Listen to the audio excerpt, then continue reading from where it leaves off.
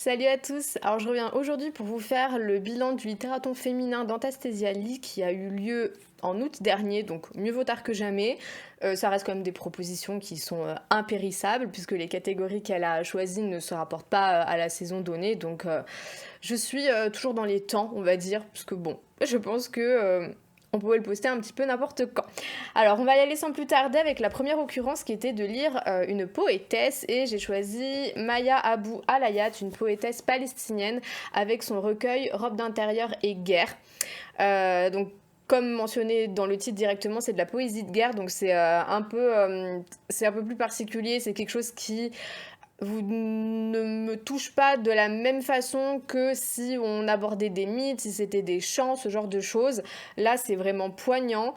J'ai passé un moment bouleversant. Ça reste quand même pudique dans son approche de la guerre. On est vraiment en fait dans quelque chose du quotidien et c'est ça qui est effarant. Se dire que on est presque résigné en fait à cette situation-là, voir ce qui se passe, de vivre sa vie de femme, de mère, de sœur, etc. dans ces conditions-là. Donc je vous le conseille très fortement. C'est un chouette entre guillemets recueil. Je regarderai ce qu'a pu produire d'autres l'autrice si jamais elle a écrit des romans parce que ça pourrait être hyper intéressant. Voilà, donc Robe d'intérieur et guerre de Maya Abou Alayat, une franche réussite que je vous recommande très chaudement, mais attention puisque effectivement on aborde que des thèmes liés à la guerre, donc si ce sont des choses qui vous touchent, d'autant que on a célébré, commémoré les 1 an du 7 octobre 2023 il y a peu, donc ça peut être complètement d'actualité, mais attention à ce que ça peut évoquer chez vous. Voilà. Ensuite, on avait une autrice étrangère. Alors, j'ai pas mal quand même d'autrices étrangères dans cette sélection-là, donc c'était assez facile de pouvoir mettre tout le monde dedans. Mais j'ai choisi un titre belge de ma bibliothèque. C'était le dernier livre que j'avais commandé à la maison d'édition Les Névrosés dans leur collection des femmes de lettres oubliées avec Marguerite Bolu et Modeste Automne. Alors, c'est un livre de la vie d'une femme au XXe siècle qui a été placée dans diverses maisons bourgeoises afin d'exercer la profession de... Je sais même pas si on peut vraiment dire femme à tout faire, de bonne, de... Oui, enfin, elle s'occupait de tout à la maison, quoi. Elle était à la fois cuisinière, bonne, etc. C'est un thème qui n'est pas forcément abordé dans le XXe siècle. J'ai l'impression qu'on rencontre beaucoup plus ce type de thématique au XVIIIe, XIXe siècle, mais c'est quand même quelque chose qui a perduré jusqu'au XXe siècle, qui perdure toujours aujourd'hui dans des formes qui frôlent vers l'illégalité avec beaucoup de femmes étrangères ou même d'hommes étrangers, mais plutôt des femmes sans papier qui sont exploitées pour la bourgeoisie parisienne notamment, mais je pense que on doit en trouver pareil en province, etc., pour que ils s'occupent de toute la maison, des gosses à moindre frais, juste parce qu'ils sont logés dans les beaux quartiers, ça devrait suffire. Bref, je m'égare. C'est un titre qui n'est pas spécialement palpitant parce qu'on est vraiment dans quelque chose, encore une fois, du quotidien. On est face à une femme forte qui n'a pas envie de se laisser faire, qui subit sa condition, mais qui en même temps n'aime pas sa vie, et à juste titre. Il va se passer plusieurs choses qui ne sont pas agréables pour Modeste. Pour autant, elle va continuer à mener sa vie. Des injustices vont survenir. C'est elle qui va se faire accuser de beaucoup de choses au vu de sa condition par rapport à ses employeurs, etc. Donc, ça reste un document intéressant, je l'ai pris vraiment comme tel, d'autant que ça a un peu résonné en moi, puisque ma grand-mère a été aussi placée, je ne connais pas toute son histoire, parce que bon, les familles, etc., etc., mais je sais qu'elle avait été placée dans une maison bourgeoise et qu'elle avait été relativement bien traitée dans son cas. Par contre, pour elle, ça a suscité la jalousie de ses frères et sœurs, demi-frères et demi-sœurs, donc ça c'est encore autre chose. Mais du coup, on voit vraiment ce microcosme-là avec toutes ces injustices qui peuvent frapper, comment est-ce que la femme, les femmes arrivent à arrive ou n'arrive pas à faire sororité justement. C'est hyper intéressant de ce point de vue-là, mais ne vous attendez pas à quelque chose d'ultra palpitant. Je n'ai pas lu Journal d'une femme de chambre de Mirbeau, mais c'est quelque chose qui est beaucoup revenu ces derniers temps-là. On va pas être quelque chose d'aussi... parce que de ce que j'ai entendu dire de Journal d'une femme de chambre, c'est quand même piquant. On n'est pas sur quelque chose de cet ordre-là. C'est plutôt comme un document d'époque. Donc voilà pourquoi je peux vous le conseiller, mais ça va être une lecture vraiment au fil de l'eau, quoi. Voilà. Ensuite, il fallait lire une non-fiction et lors d'une visite en librairie avec mon ami Tanguy, je suis tombée sur un livre de Dominique Lagorgette, Pute, histoire d'un mot et d'un stigmate. Et là, c'était vraiment une très belle découverte, une bonne lecture que j'ai faite. Dominique Lagorgette, on me dit qu'elle est professeure de sciences du langage à l'université Savoie-Mont-Blanc et elle est membre honoraire de l'Institut universitaire de France, spécialiste d'histoire de la langue française. Donc elle sait de quoi elle parle. Là vraiment c'est hyper intéressant de voir d'où provient ce mot qui à la base n'a rien à voir avec ce pourquoi il est employé de nos jours. C'est un mot qui... je vais pas vous gâcher les choses. C'est un mot qui était employé indifféremment pour les hommes et les femmes. C'est un mot qui vient un petit peu... Et c'est pour ça qu'on le retrouve... qui nous fait penser à d'autres mots comme putois, etc. On relève vraiment de ce registre de quelque chose de poisseux, de puant, etc. On va voir comment ça a évolué jusqu'à nos jours à pute. On va voir aussi d'autres occurrences qui s'y rapportent. Est-ce que ça a toujours été le cas pour ces mots? Comment est-ce qu'ils ont été déformés? Est-ce qu'il y a d'autres mots qui s'y rapportent dans d'autres langues? Est-ce qu'au contraire, dans d'autres langues, on utilise d'autres termes et d'où ces autres termes proviennent-ils? Enfin, on s'intéresse pas que aux Français, c'est ça que j'ai aussi trouvé hyper intéressant de voir les parallèles qu'on a pu faire avec d'autres pays et des pays voisins. En plus, on parle de l'anglais dedans, je crois qu'il y a aussi des occurrences en allemand. Donc c'est hyper bien de faire ces parallèles-là. Et on va vraiment partir de très loin on va partir vraiment de, je pense, la haute antiquité, Moyen-Âge, on va retrouver des occurrences latines et on va comme ça aller jusqu'à nos jours. C'est hyper bien classé, hyper clair. Voilà, je ne peux vraiment que vous le recommander. Super intéressant et vraiment je pense que c'est l'un de mes favoris de cette année et c'est, je pense aussi, l'un de mes ouvrages de non-fiction préférés de ces dernières années. J'ai trouvé qu'il était vraiment hyper intéressant et je pense quand même relativement utile aussi parce qu'on en apprend beaucoup. Ensuite, il fallait lire un livre de plus de 300 pages, et là, j'en avais pas tant que ça, parce que ce que j'avais, c'était vraiment soit du 800 pages, soit un peu autour des 200, donc j'ai un peu regardé ce qui me restait, et j'ai un livre de Alka Joshi, La parfumeuse de Paris. Alors celui-ci, je l'ai vraiment acheté parce que ça parlait de parfum et c'est quelque chose qui me passionne parce que alors, la couverture, c'est typiquement le genre de livre vers lequel je ne me tourne pas habituellement.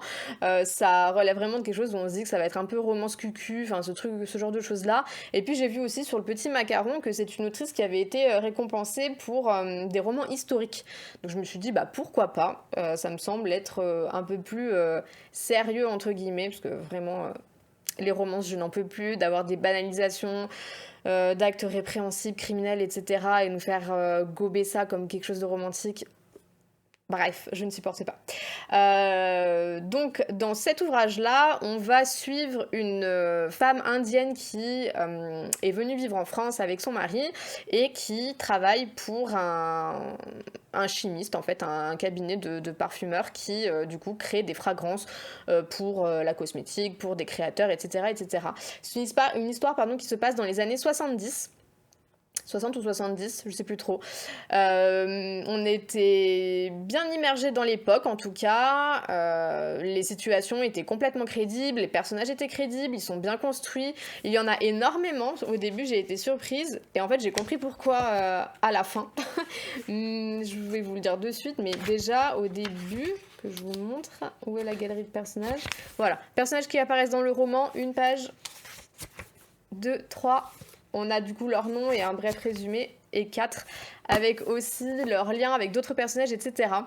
Alors c'est pas indispensable de le lire au début, je l'ai quand même lu pour voir, mais on oublie très vite tellement il y en a. On arrive quand même à très bien comprendre dans le livre qui est qui fait quoi, qui est relié à qui. Parce qu'on va avoir plusieurs passages, on a des moments qui se déroulent à Paris, des moments qui se déroulent en Inde, On va avoir aussi des flashbacks de la vie de Radha, donc notre protagoniste, dans sa jeunesse. Donc tout est quand même bien borné. Ça, c'était vraiment très chouette parce qu'en général, quand il y a une foule de personnages, on ne comprend plus d'où est-ce qu'ils viennent, qu'est-ce qu'ils font. Enfin, c'est vraiment très flou. Là, je trouvais que l'autrice a bien mis les bornes et c'était vraiment très très bien fait pour ça. Ils sont tous super identifiables. Et en fait, c'est un livre qui fait partie d'une trilogie. Mais ce n'est absolument pas dérangeant. On peut complètement le lire par lui-même parce qu'en fait, de ce que j'ai cru comprendre, la trilogie va suivre 3 femmes différentes. Donc on n'est absolument pas perdu. Et c'est pour ça qu'il y a un résumé de qui est qui au début parce qu'on va suivre les personnages de cette famille-là. Je ne sais pas si je les lirai tous parce que c'est vrai que j'ai beaucoup aimé ma lecture de cet ouvrage, mais en même temps, est-ce que j'ai envie de suivre la vie des autres? Peut-être de la grande sœur parce qu'elle a une vie un peu particulière. C'est une femme qui est très indépendante, très forte, dans une Inde hyper patriarcale. Elle a tenu à se défaire de son mari, quand bien même ça a jeté l'opprobre sur sa famille, etc. Donc je pense qu'il y a des thématiques assez intéressantes à creuser. Donc peut-être que j'irai lire son tome à elle. Mais en tout cas, pour la parfumeuse de Paris, très bien construit, on est facilement immergé, donc que ce soit dans la temporalité, mais aussi dans les sentiments et les sensations. Surtout ça que je souhaitais retrouver.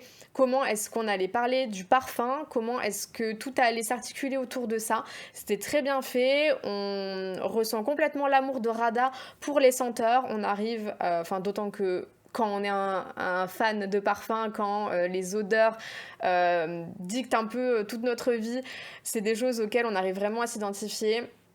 Et on comprend tout à fait qu'une odeur puisse appeler des sensations, puisse ramener à des souvenirs, puisse calmer les nerfs, puisse nous crisper même à certains moments.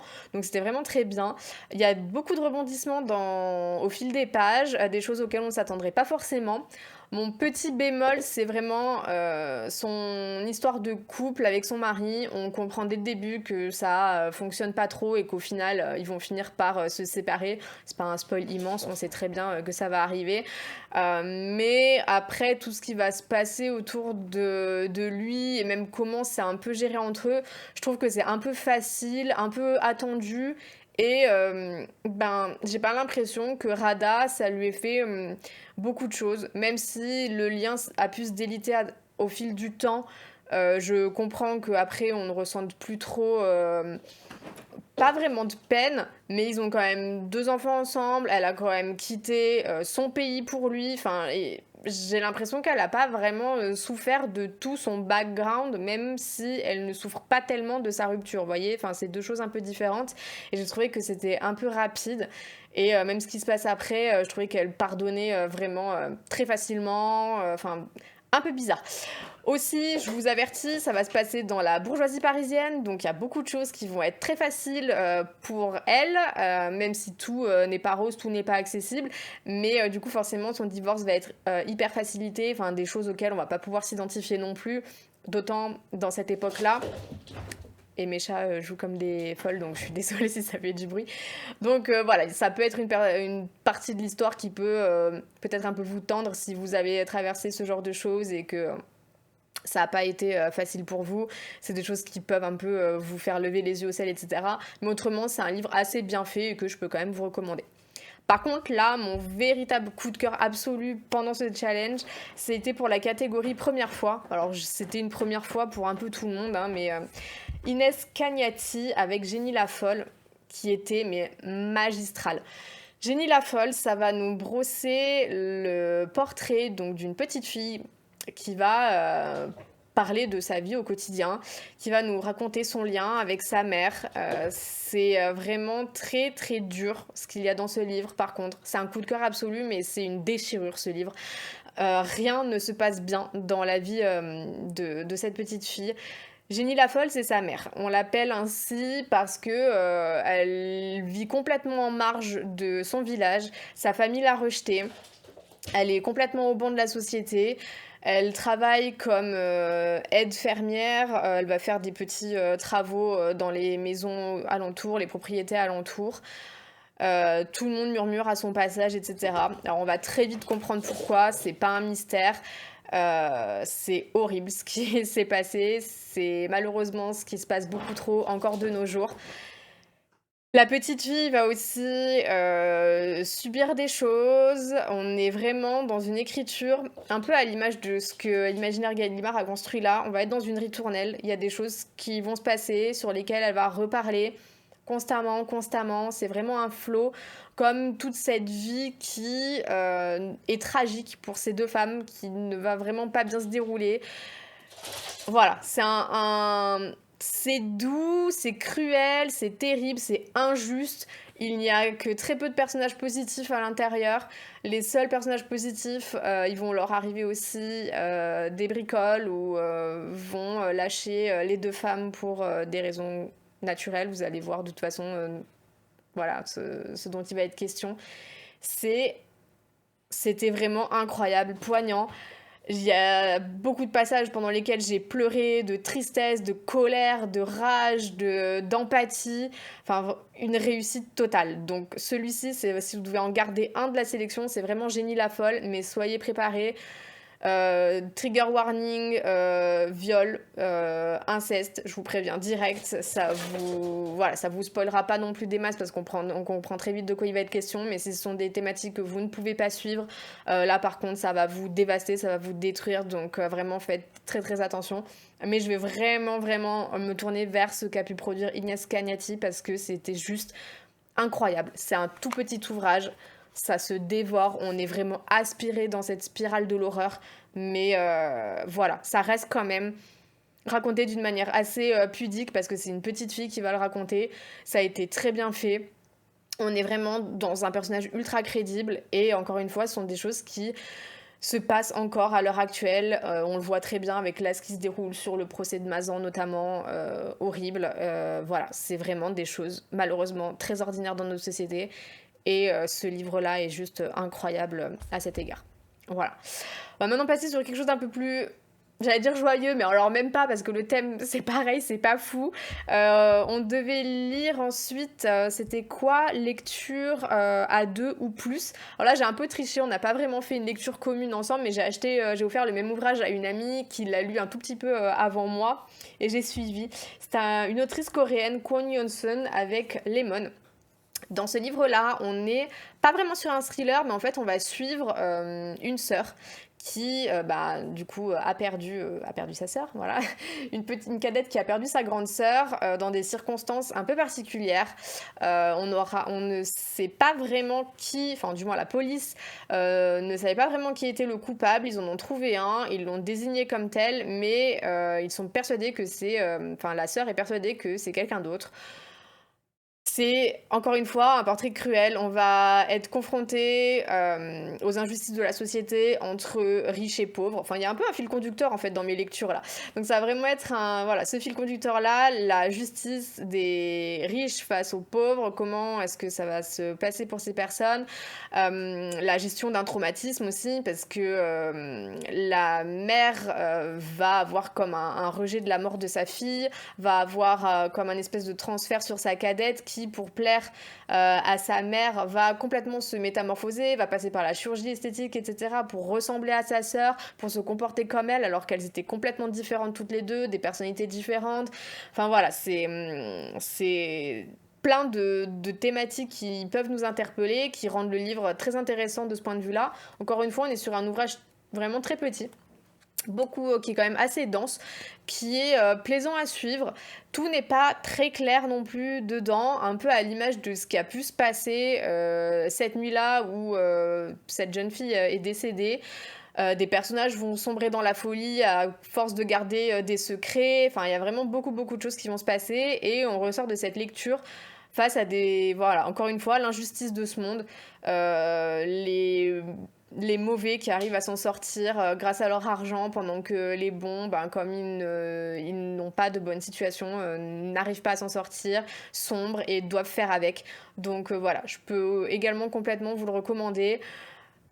Vraiment très bien fait. La lecture, du moins de l'Est de l'Asie, parce que j'ai vraiment pas tout lu, mais coréenne ou japonaise, de ce que j'en ai lu, c'est vraiment des choses aussi très douces dans la manière d'être racontées, un peu évanescentes. Donc on retrouve complètement cette écriture-là avec Kwon Young-sun et je vais regarder ce qu'elle a pu produire d'autre également. Et enfin, on avait comme catégorie une deuxième chance. Et moi, je l'ai prise dans le sens où je n'ai pas tenté de relire un ouvrage que je n'avais pas réussi à lire, mais j'ai tenu à relire une autrice qui m'avait un peu laissée dubitative il y a quelques années quand j'ai lu ses 7 contes gothiques, et c'est Karen Blixen. Là, je l'ai relu avec Erengard, qui était une réussite. Alors, en tout cas, j'ai plus apprécié que les 7 contes gothiques. Erengard, ça va raconter l'histoire d'une jeune femme à la manière d'un conte, en fait. Ça va raconter une histoire de la noblesse, donc on nous présente des personnages anonymisés, enfin c'est un peu comme si on avait Madame de Lafayette qui nous racontait la princesse de Clèves, ce genre de choses-là. Voilà comment c'est posé, donc c'est assez intéressant, et c'est raconté un petit peu à la manière d'un conte. Du coup, j'ai pas vraiment envie de vous en parler, j'ai envie de vous laisser le découvrir, mais c'est une histoire un petit peu palpitante, un peu capée d'épée. Il va y avoir des retournements de situation, des enfants cachés, enfin voilà, c'est un peu ce genre de choses-là. J'ai bien aimé, c'était bien fait. Pour vous le résumer un peu plus simplement, on nous dit un univers merveilleux, un jeune prince novice, une princesse exubérante, un peintre séducteur et une héroïne téméraire. D'ailleurs, le peintre, c'est vraiment le personnage que j'ai pas aimé du tout, mais il nous faut un peu un antagoniste, et moi j'ai pris celui-là en tout cas. Au sein de ce royaume parfait, un couple princier vient bouleverser les règles de bienséance de la cour. La grossesse prématurée de la belle Ludmilla doit à tout prix rester secrète. Sur les bons conseils de l'artiste Cazot et protégé par la loyauté d'Erengard, il se réfugie dans une demeure isolée. Et du coup, de là, il va en découler plein de choses. Et je vous invite à le découvrir. Moi, ça m'a un peu réconcilié avec Blixen, et je pense que je lirai des romans, je lirai un roman un petit peu plus conséquent, peut-être quelque chose d'un peu plus connu d'elle, pour voir ce que ça donne une troisième fois. Voilà, j'ai beaucoup parlé dans cette vidéo, je pensais faire un peu plus rapide, mais voilà ce qu'il en est. C'était vraiment un très bon challenge cette année-là, je suis contente des lectures qui vont me rester, je pense. Pas des plus faciles, mais au moins c'était vraiment très bien. N'hésitez pas à me dire ce que vous avez lu lors de cette challenge-là, ou si vous avez des autrices aussi à nous recommander. On est toujours preneurs d'autrices, on ne s'en lassera jamais, on a besoin de remplir nos bibliothèques d'autrices. Voilà, moi je vous retrouve très bientôt pour une nouvelle vidéo. Ciao!